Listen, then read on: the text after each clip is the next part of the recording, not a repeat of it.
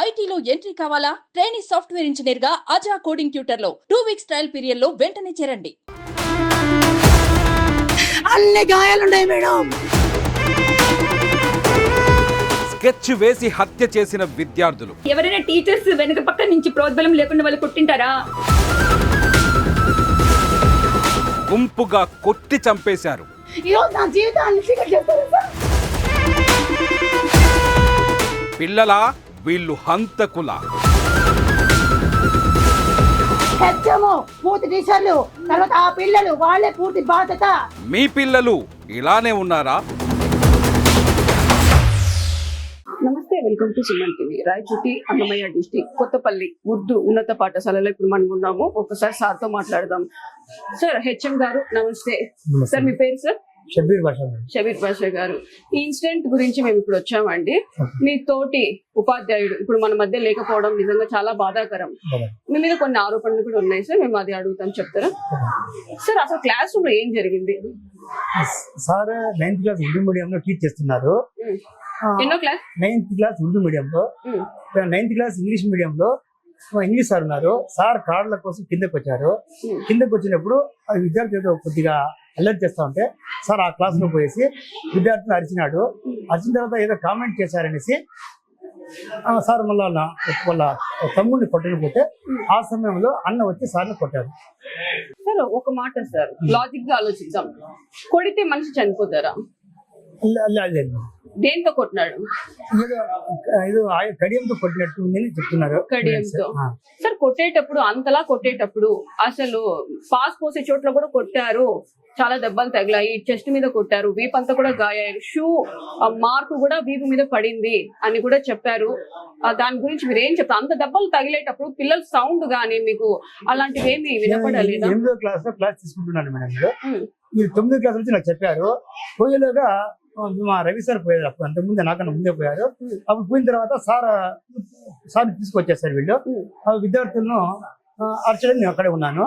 మళ్ళీ సార్ వచ్చి సార్ నా మీద వాళ్ళు తిరగబడినారు సార్. వాళ్ళ ఫ్రెండ్ పిలిపించారు అన్నారు. నేను మళ్ళీ వాళ్ళ పేరెంట్ వాళ్ళ అమ్మని పిలిపించాను. వాళ్ళ అమ్మ వచ్చి ఇద్దరు పిల్లల్ని కొట్టి సార్ కారు పట్టుకుంటారా క్షమాపణ చెప్పంటారా అన్నారు. సార్ చెప్పని పోతే పోరా మీకు క్షమించేసాను. అంటే ఆ రోజే జరిగింది ఇదంతా? ఆ రోజే సార్ కొట్టడము, మళ్ళీ వాళ్ళ పేరెంట్స్ సార్ చెప్పారు నాకు. సార్ వాళ్ళ ఫ్రెండ్ పిలిపించి సార్ వాళ్ళు ఆమె తిరగబడినారు సార్ చెప్పు సార్ అన్నారు. నేను వాళ్ళ అమ్మకు ఫోన్ చేసి వాళ్ళ అమ్మ వచ్చింది. ఆ రోజు వచ్చి వాళ్ళ క్షమాపణ అంటే పూర్వ మీకు క్షమించేసి అని చెప్పారు సార్. మన సార్ ఇక్కడే కూర్చున్నారు. సార్ నాకు అన్ఈజీగా ఉంది అంటే మా ఉడి సార్ దగ్గర ఎప్పుడు సెపరేట్ టాబ్లెట్ ఉంటుంది. ఆ టాబ్లెట్ సార్ పెట్టారు. అది కొద్దిగా తిన్న తర్వాత ఇప్పుడు నాకు బాగుంది సార్ అన్నారు. మళ్ళీ మేము ఆడ ఎంక్వైరీ చేద్దామని మళ్ళీ బయలుదేరిపోతున్నాను. ఆ 9th క్లాస్ ఏం జరిగింది కనుక్కునేదానికి 9:40 ఆ ప్రాంతంలో సార్ చేరిపోయినట్లే కుప్పలు పోయారు. చెన్ను కింద పడ్డారు. కొద్దిగా వామిటింగ్ అయింది ఏదో. కానీ ఆరోపణలు ఇంకోలా వినిపిస్తున్నాయి. కొట్టేశాడు, ఇట్లా చెస్ట్ పెట్టుకుని స్టెప్స్ దిగేటప్పుడు వెనక నుంచి తనడం వల్ల మెట్ల నుంచి దొల్లుకొని వచ్చి ఆన్ ది స్పాట్ అక్కడే వామిటింగ్ చేసుకుని యూరిన్ పోయి చనిపోయారు. అక్కడ ఏం జరగలేదు మేడం. మేము తీసుకొచ్చాము సార్, చేను కూర్చోబెట్టాము. సార్ కూర్చొని మాట్లాడారు. మాట్లాడుతూ ఉన్నప్పుడు సారే కొద్ది తర్వాత సారే అదేం జరగలేదు. మేము తీసుకొచ్చాము మేము. సరే, మిమ్మల్ని మీతో ఎలా ఉండేవి వాళ్ళు? మాతో బాగా కలిసి నాకు బంధుత్వం కూడా ఉంది. సార్తో నాకు చాలా స్నేహం ఉంది. నాకు కూడా అప్పుడప్పుడు బస్ లేట్ సార్ నాకు డ్రాప్ చేయడము చేస్తున్నారు. సార్తో మాకు చాలా క్లోజ్ ఉంది. అంత బాండింగ్ ఉన్నప్పుడు చనిపోయినప్పుడు మరణించినప్పుడు మీరు చూడడానికి రాలేదు అని అంటున్నారు. అసలు ఎందుకు రాలేదు? మీకు అంత ఫ్రెండ్షిప్ చెప్తాను మేడం. నేను ఆ రోజు హాస్పిటల్ కేరళ తీసుకుపోయాను. తీసుకుపోయా ఆ మేడం ఫోన్ నంబర్ నా దగ్గర లేదు. వాళ్ళ భావన మా బంధువు కాబట్టి అతను ఫోన్ చేశాను. సార్ ఏదో సార్ భారీ చెప్పండి అనేసి ఆయమ్మ వచ్చింది హాస్పిటల్ దగ్గరికి. వాళ్ళంతా మాట్లాడాను. మాట్లాడిన తర్వాత ఇక్కడ వెంటిలేటర్ లేదు, జేపీ హాస్పిటల్ పోమని చెప్పారు. అక్కడ జేపీ హాస్పిటల్ పోయాము. అక్కడ సార్ చూసి చనిపోయారు చెప్పారు. నేను మళ్ళీ డిఓ సార్ దగ్గర అట్లా మాట్లాడుకోవడం అక్కడే ఉండిపోయాను. అంతలోనే ఆయన ఫోన్ చేసి నాకు రకరకాలుగా మాట్లాడారు. అక్కడ నేను పోతే వాళ్ళు ఏమన్నా అంటారనే ఉద్దేశంతో నేను మన మార్నింగ్ పోదాంలే, అక్కడ ఎందుకు పోవాలి, ఇప్పుడు పోతే వాళ్ళు ఏమన్నా నా మీద ఏమైనా చేయొచ్చు అనే ఉద్దేశంతో మా టీచర్లు విడివిడిగా పోయి వచ్చారు. అంత కలిసి ఎప్పుడు పోలేదు. నేను తెలుసు కాబట్టి వాళ్ళు ఏమన్నా అంటారనే ఉద్దేశంతో నేను మార్నింగ్ అనుకున్నాను. నేను మార్నింగ్ 7కి వచ్చాను. నేను వచ్చినప్పుడు సార్ ఎంక్వైరీలు డిఓ ఆర్జేడీ డిఎస్పీ సార్ అంతా వస్తారు. సాయంత్రం అయిపోయింది సార్. అది మళ్ళీ పోస్ట్ మార్టం పోయారు. పోస్ట్ మార్టం అయిన తర్వాత కడప పోతున్నామని చెప్పారు. నేను కడప అంత్యక్రియలు పోయాను మేడం నేను. ఓకే సార్, ఇప్పుడు హెచ్ఎం పాత్ర దీనిలో చాలా ఉంది, ఆయనే వెనకుండి చేయించారు అని చెప్పి వాళ్ళ భార్య ఆరోపిస్తున్నారు. లేదు మేడం, మీరు కావాలంటే ఎంక్వైరీ చేయండి. ఆయన నాకు బంధువు, నాకు క్లోజ్ గా ఉంటాడు, నాకు సహకారం కూడా ఉంటుంది. క్వశ్చన్ పేపర్లో చేయడము, ఏ పనిలో కానీ నాకు సహకారం ఉంటాడు. అట్లాంటి వ్యక్తి అలా కాదు. నాకు అంత అవసరం కూడా నాకు కావాల్సిన పిల్లలు ఎంత 9th క్లాస్ ఏనా? ముగ్గురు 9th క్లాస్ ఏనా? ఇంకో ఆరోపణ కూడా వచ్చింది, కొట్టిన తర్వాత మీరు వెళ్ళి శబాష్ బాగా కొట్టారు, చాలా తప్పు మేడం. అది ఎవరికైనా శత్రువు అయితే చెప్పం కదా మేడం. అది ఎవరు చెప్పారు మేడం? ఆరోపించినారు. అడగండి మేడం, మీరు ఎంక్వైరీ చేసుకుంటే కావాలి. మా బాధలు ఉంటే నా ఏడుపు వస్తా అంటే అట్లా మాట బాగుంటుంది మేడం. నేను ఏడ్చాను, ఎంత మా సార్ ఎంత పని జరిగిందని. అది అంత అంత దుర్మార్గంగా చెప్తే అంటే దేవుడు క్షమించాడు మేడం. దేవుడు క్షమించాడు మేడం. ఇంత దుర్మార్గంగా చెప్తే ఎవరు మా కొలీగ్ నాటి జరిగితే మాకు ఎంత బాధ ఉంది మేడం. ఈ సిచ్యువేషన్ ఎవరికి రాకూడదు, ఎవరు రాకూడదు మేడం. దాంట్లో అంత ఆరోపణ చేయడం చాలా బాధ కలిగింది నాకు మేడం. మా సార్ పోయిన బాధ ఉంటుంది. నేను శబాష్ చెప్పడం ఇవన్నీ ఎవరన్నా ఎట్లా మేడం? ఎవరన్నా మా కళ్ళ ముందర కొడితే చాలా మీడియాలో చాలా ఇదిగా రాస్తున్నారు మేడం. నేను చేయడం ఏమంటే మేడం, ఒకటి సార్ ఇక్కడ హార్ట్ తో కొద్ది ప్రాబ్లం పడినాడు, అదే ఉండొచ్చని ఉద్దేశంతో నేను చేశాను. నేను సార్ ట్రీట్మెంట్ పిల్లల దగ్గర ఎంక్వైరీ చేయలేకపోయాను నేను ఆ రోజు. అంత క్రూరంగా కొట్టడానికి ఎంత పగ ఉంటే అలా చేస్తారు? ఒకసారి మీరు ఆలోచించారా? ఒక దెబ్బ పడితేనే మనం తట్టుకోలేము. ఒకరు ఎవరైనా మనం కొట్టాలన్నా మనకు చేతులు రావు. అదెంతో పెద్ద కారణం, రీజన్ అయితే ఒక దెబ్బ కొడతాం, కోపం తట్టుకోలేక క్షణికావేశంలో అనుకుందాం. అన్ని దెబ్బలు ఒక మనిషి క్రూరంగా ఎలా కొట్టగలుగుతున్నారు? అసలు ఒళ్ళంతా గాయాలు కమిలిపోయేంతలా అని అంటే ఎవరికైనా చెల్లించిపోతుంది. సార్ ఏం జరిగింది సార్ అంటే, సార్ నా మీద తిరగబడినాడు సార్, వాళ్ళ అమ్మకి పిలిపించని చెప్పారు అంతే సార్. నాకు మేడం అమ్మాట చెప్పారు, అతను నేను పిలిపించాను, మాట్లాడించాను. చూసారా అసలు మీ దెబ్బలు అవన్నీ? ఆమె చూడలేదు సార్, చూడలేదు మేడం. నాకు అక్కడ ఎంక్వైరీ చేయని టైం దొరకలేదు. నేను సార్తో పాటు వెళ్ళిపోయాను. మీరు ఇక్కడికి వచ్చి ఇలా పిల్లలు నా మీద తిరగబడ్డారు, నా మీద చేశారు అని అన్నారు కదా, తర్వాత ఈ దెబ్బలు చూడండి అని మీకు చూపించారు. తిరగబడినారు, పిలిపించి వాళ్ళ అమ్మ మాట్లాడాలన్నారు, పిలిపించి మాట్లాడాను. మళ్ళీ అంతలోనే సార్ ఇట్లా అయిపోతే సార్ తీసుకెళ్ళిపోయాను. నేను పిల్లలతో ఎంక్వైరీ చేయలేకపోయాను. నాకు అట్లే అనిపించింది, టాబ్లెట్ ఇచ్చాము, అదేమన్నా అయిందేమనేసి చెప్పాను. మళ్ళీ అది అయిపోయిన సార్ రాత్రి ఇక్కడ పిల్లలు విచారించాను, మా మానవులు విచారించాను. అప్పుడు తెలిసింది. ఏమన్నారు పిల్లలు? మీరు అడిగినప్పుడు కొట్టామని చెప్పాను, ఒప్పుకున్నారా? అప్పుడు వీళ్ళు లేదన్నారు మేడం. వీళ్ళు కొట్టలేదు సార్, వాళ్ళు కొట్టిన వస్తే చేయి పడినాం అన్నారు వీళ్ళు. అప్పుడు నా నమ్మకం కుదరలేదు. మళ్ళీ అంతా అయిపోయిన నైట్ నేను మళ్ళీ మార్నింగ్ వచ్చి స్టూడెంట్స్ విచారించాను. లేదు సార్, తమ్ముడిని సార్ మందలించకపోతే అన్న కొట్టాడు సార్ చెప్పారు. అదే నేను ముందు ఎంక్వైరీ పూర్తిగా చేయలేకపోయిన దాని వల్ల కొంచెం చెప్పలేకపోయాను మేడం. ఆ తర్వాత రాత్రి తెల్లవారి విద్యార్థులు మాట్లాడిన తర్వాత తెలిసిందే కొట్టాడు. ముగ్గురు ఒప్పుకున్నారా మేము కొట్టామని? వాళ్ళు ఇప్పుడు ఒప్పుకోవడం లేదు మేడం. వాళ్ళు ఒప్పుకోవడం లేదు, మా పిల్లలు చెప్తున్నారు. ఎవరు క్లాస్ లో ఉన్న పిల్లలు చెప్తున్నారు. ఓకే సార్, ఇప్పుడు పోలీస్ వాళ్ళు ఏం చెప్తున్నారు? పోలీస్ అధికారులు వాళ్ళు కొట్టింది నిజమే మేడం. ఓకే, సార్ పోలీస్ అధికారులు పిల్లల్ని వచ్చి అడిగినారు కదా, పిల్లలు ఏం సమాధానం చెప్పినారు? అక్కడ జరిగింది పిల్లలు చెప్పారు మేడం. ఇట్లా కొట్టిన ముగ్గురు పిల్లలు ఒప్పుకున్నారా? ఇద్దరు పిల్లలు ఒప్పుకోవడం లేదు, ఒప్పుకోలేదు. ఇప్పుడు ఎక్కడ ఉన్నారా పిల్లలు? వాళ్ళు రిమాండ్ ఉన్నారా? వాళ్ళు ఆ రోజు జరిగిన రోజు అడిగాను మేడం, ఏమిటంటే ఏం చేయలేదు. వాళ్ళు అంతవరకు అన్నారు. వాళ్ళతో నేను మాట్లాడలేదు. మార్నింగ్ పోలీసులు చెప్పారు సార్ రిమాండ్ ఉన్నారనేసి జరిగింది అది. ఓకే, ఇప్పుడు వాళ్ళు కొట్టడం వల్ల ఒక నిండు ప్రాణం బలైపోయింది, వాళ్ళ భార్య అన్యాయం అయిపోయింది. ఎంతలా ఏడుస్తుందంటే, నాకు బిడ్డలు లేరు, నా భర్తే నాకు బిడ్డ, ఇప్పుడు తిరిగి తెచ్చిస్తారా అని చెప్పి చాలా చాలా బాధపడుతుంది. అసలు ఓదార్చితే కూడా మా వల్ల కూడా కావట్లేదు. ఆమె ఒకే ఒక మాట అంటుంది, మాకు న్యాయం జరగకపోతే సూసైడ్ రాస్తాను, అందరి పేర్లు రాస్తాను అంటుంది. దీనికి మీరేం సమాధానం? దాంట్లో మీ పేరు కూడా ఉంది. నేను నాకు న్యాయం జరగకపోతే, ఆయన నాకు దగ్గర మనిషి మేడం, ఆయన మంచి కోరేవాడిని కానీ మేడం, అది ఏదో జరిగిపోయింది మేడం. యాక్సిడెంట్ జరిగిపోయింది మేడం. అది ఎవరిది ఇక్కడ గ్రూపులు కానీ ఎలాంటి తగాదాలు లేవు మేడం. అంతా కలిసిమెలిసి ఉంటాం మేము స్కూల్లో. ఎవరి ఏ సమస్య లేదు మేడం. అది యాక్సిడెంటల్ గా అది జరిగింది మేడం. మేము కావాలని ఎవ్వరు చేయలేదు మేడం. కానీ మా వర్షం సరే, చాలా మంది కూడా కొన్ని ఆరోపణలు చేసిన అనుమానాస్పద అంటే బ్యాట్లతో కూడా కొట్టారని కూడా అంటున్నారు. లేదు మేడం, క్రికెట్ బ్యాట్లు, కడియాలు. లేదు మేడం, అది విద్యార్థి చెప్పడం నేను చూడలేదు. విద్యార్థి చెప్పడం మన దగ్గర కడియం ఉంటదంట, ఇప్పుడు కడియంతో కొట్టాడని చెప్తున్నారు. సార్ ఇంతకు ముందు సార్ కాక పిల్లలు గొడవ పడినాడు, ఆ కడియం అనేది తీసినాడు అతను. నేను ఎప్పుడు చూడలేదు మేడం. నేను కూడా కొట్టాను చనసాలు వానికి, వాడేం నా మీద తిరగబడలేదు. కొంత అల్లరి పిల్లోడే మేడం, అల్లరి పిల్లోడు. ప్రిన్సిపల్ సపోర్ట్ లేకపోతే పిల్లలు ఇంకో టీచర్ మీద చెయ్యి ఎత్తలేరు అని ఒక ఆరోపణ ఉంది. నా సపోర్ట్ ఎందుకు మేడం? నేను అనట్లేదు, లేదు మేడం. అంత ఎంత దరిద్రమైన అంత పని చేస్తారా మేడం ఎవరన్నా? అంటే ఏం అవసరం ఉంది మేడం? మా బంధువు, మా సార్ ఆయన, మా కొలీగ్ ఎంత బాధపడుతున్నాం మేడం ఏం జరిగింది అనేసి. దీని వాటిని ఇంకా ఇది అయిపోతున్నాను. ఆమె ఒకే ఒక మాట అనింది, ప్రతి ఒక్కరు హృదయం కూడా కదిలించింది. నా భర్త లేడు, నాకు ప్రపంచం కనిపించట్లేదు అని ఆ ఏడుస్తుంటే ప్రతి ఒక్కరు గుండెలు కూడా చాలా బాధాకరంగా మారిపోయింది. మీరేం చెప్తారు ఇప్పుడు? ఆమె అంటుంది ఇప్పుడు ఏం, దానికి ఆమెకు సమాధానం చెప్పండి, మాకు చెప్పొద్దండి. ఎందుకంటే మేడం క్షమించమని కోరుతున్నాను. అక్కడ చెప్పండి.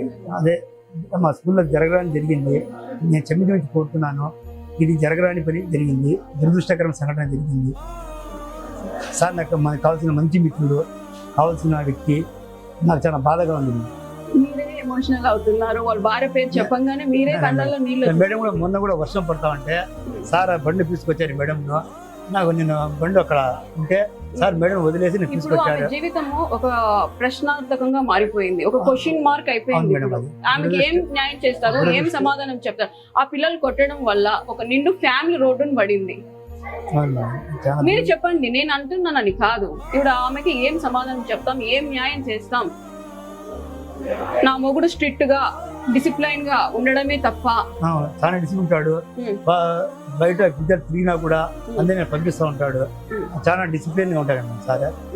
క్లాస్ కరెక్ట్ గా పోతాడు సార్. సీఎల్ ఎక్కువ పెట్టాడు, సీఎల్ సార్ ఎక్కువ పెట్టాడు. పాపం సీఎల్స్ కూడా చాలా తక్కువ యూజ్ చేసుకుంటారు సార్. కరెక్ట్ గా ఉంటాడు మేడం సార్. ఎటువంటి సమస్య లేదు, పిల్లలతో మాతో కలిసి మెలిసి ఉంటాడు. ఎలాంటి తగాదాలు గ్రూపులు ఏం లేదు. ఎందుకంటే మీతో బాండింగ్ అని అన్నారు కాబట్టి ఇంత జరిగినప్పుడు మీరు ఏ రియాక్షన్ తీసుకొని పోలేదు అనేది ఇప్పుడు క్వశ్చన్ మార్క్ గా మారింది ప్రతి ఒక్కరికి. వాళ్ళ భార్య అనింది పికప్ డ్రాపింగ్, మీ మధ్య బాండింగ్, ఫ్రెండ్షిప్, మీరే రిలేషన్ లో అంటే రిలేటివ్స్ అని అంటున్నారు కదా. అలాంటప్పుడు ఇంత పెద్ద ఇన్సిడెంట్ జరిగినప్పుడు మీ రియాక్షన్ ఎక్కడా కూడా కనిపించట్లేదు అని అంటున్నారు, మేము అంటున్నాం. ఇక్కడ పోలీసులు సార్ ఉన్నారు. అప్పుడు కాదు, ఇటువంటి గొడవ జరిగినప్పుడు మిగతా టీచర్స్ ఎవరు లేరా? ఇప్పుడు పక్కన క్లాసెస్ ఉంటది, అక్కడ గొడవ జరుగుతుంది, పక్కన టీచర్స్ గానీ స్టూడెంట్స్ గానీ మీ ఇక్కడికి వచ్చి ఇక్కడ ఇప్పుడు ఒక చిన్న వెళ్ళిపోయాం మేడం. క్లాసులో వెళ్ళారు అందరూ, నాకు పిలిచారు. నేను ఇక్కడ వేరే దూరం ఉంది క్లాస్, నా క్లాస్ వచ్చి టీచర్స్ ఏం చేస్తున్నారు? సార్ స్టాఫ్ నుండి పిల్లలు అంతా పోయారు, టీచర్లు అంతా వెళ్ళిపోయాము, పైకి వెళ్ళిపోయాము. అంటే ఎంతసేపటి నుంచి కొట్టినారు? లాస్ట్ మూమెంట్ లో వెళ్ళినారా? ఎలాగా? అక్కడ స్టార్ట్ అయితే పిల్లలు చెప్పారు అందరు టీచర్లకు, ఈ 2 వేలు పోయారు, ముందు వీళ్ళు పోయారు, నేను వేరే క్లాస్ తర్వాత పోయాను. అదే మేడం, అది అప్పుడు నాకు తెలియక నేను ఎంక్వైరీ పిల్లలు చేయలేదు. చేయని దాని వల్ల నేను చెప్పడం కొంచెం పొరపాటు జరిగింది సార్. వాళ్ళు పోవడం వల్ల జరిగిందని పిల్లలు రాత్రి నాకు చెప్పారు. ఓకే సార్, ఫోన్ ఎందుకు మీ దగ్గర పెట్టుకున్నారు? ఫోన్ సెల్ ఫోన్ ఎవరిది మేడం? సార్ది. వేరే సార్ తీసి అక్కడే పెట్టారు మేడం. అదే ఆమెకి ఇవ్వాలా కదా, ఆమె వచ్చినప్పుడు హాస్పిటల్ కి. అప్పుడు వేరే సార్ దగ్గర సార్ ఏటీఎం ఏదో ఉన్నాయి మేడం, అవన్నీ తీసి మేడం నేనే చెప్పకుండా నేను వేసేసాను. ఫోన్ నాకు ఎవరిది నాకు తెలియదు. నేను ఈ సార్ని తీసుకోవడం, నేనే ఆటో సార్ని కూర్చోబెట్టుకుని సార్ పైన నా పైన కూర్చోబెట్టుకుని పోయాను, నేనే కూర్చోబెట్టుకున్నాను. మన అంబులెన్స్ అక్కడ తీసుకుపోయాను. నాకు ఫోన్ అప్పుడు తెలియదు. వేరే సార్ దగ్గర అది ఏటీఎం ఏదో అమౌంట్ ఉంది, మేడం పైన నేనే పెట్టాను సార్. మేడం చెప్పాలా నేను పెట్టాను. చూసారా నిన్న ఆమె మాట్లాడింది? చూసాను. కామెంట్స్ చదివారా? ఇలా వస్తున్నాయి, చెప్పండి పర్లేదు. మిస్టేక్ టీచర్స్ ది గ్రూప్ అయినారు, దీనిలో హెచ్ఎం ఉన్నాయా లేవా? లేవు. ఎలాంటి ఎంక్వైరీ కైనా మా టీచర్లు మేము సిద్ధంగా ఉన్నాము. అలాంటి ఏం లేదు, ఏదో అది యాక్సిడెంటల్ గా జరిగింది. మీరు మాకు నిజాలు తెలియాల్సిన అవసరం లేదు. అన్యాయమైన వ్యక్తికి న్యాయం జరగాలి, ఆమెకు నిజాలు తెలియాలి. ఎందుకంటే ఇలాంటివి ఇంకోటి జరగకూడదంటే ప్రతి ఒక్కరు ఏం జరిగిందని క్లారిటీ ఇస్తే దాని మీద పోలీస్ అధికారులు కూడా దీని మీద యాక్షన్ తీసుకుంటారు. ఇంకోటి జరగకూడదని అనుకుంటే ఇక్కడ ఎలాంటి గ్రూపులు ఏం లేవు మేడం, ఏం లేదు, అంతా కలిసి మెలిసి ఉన్నాము. అది జరగాల్సిన జరిగిపోయింది. ఇప్పుడు సార్ ఉన్న క్లాస్ రూమ్ కి అయితే వెళ్దాము, రండి ఒకసారి.